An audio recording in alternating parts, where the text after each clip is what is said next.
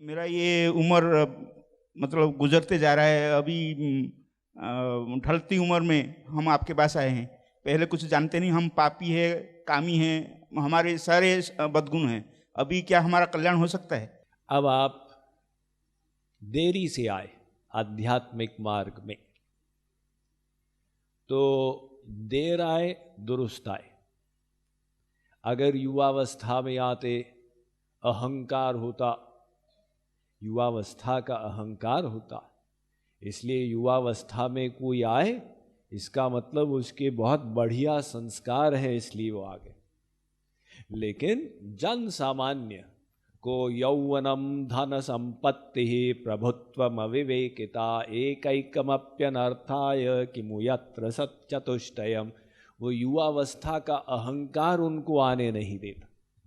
लेकिन आप संसार का अनुभव करके आए, इसलिए आपने समझ लिया कि संसार में सुख नहीं है, संसार में हमारा नहीं है, तो आप उस बैकग्राउंड का लाभ उठाएं और अब दृढ़ता पूर्वक चलें।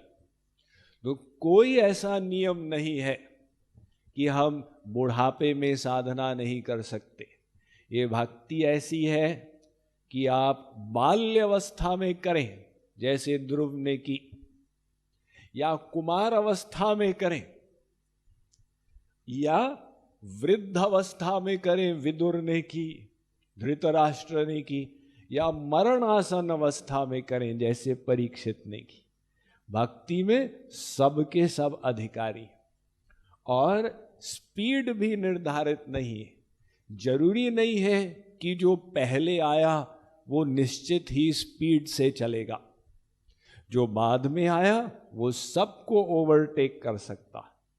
आप एक मास डट के साधना कर लें और आप बहुत आगे निकल जाएंगे। मनुष्य जितना कर सकता है इतना करता नहीं, यही लापरवाही है।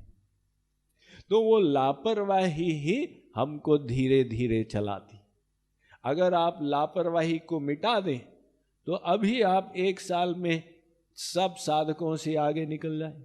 तो कभी अपने मन को संकुचित नहीं करना है कि ओहो ये बाधा के कारण मैं आगे नहीं बढ़ सकता।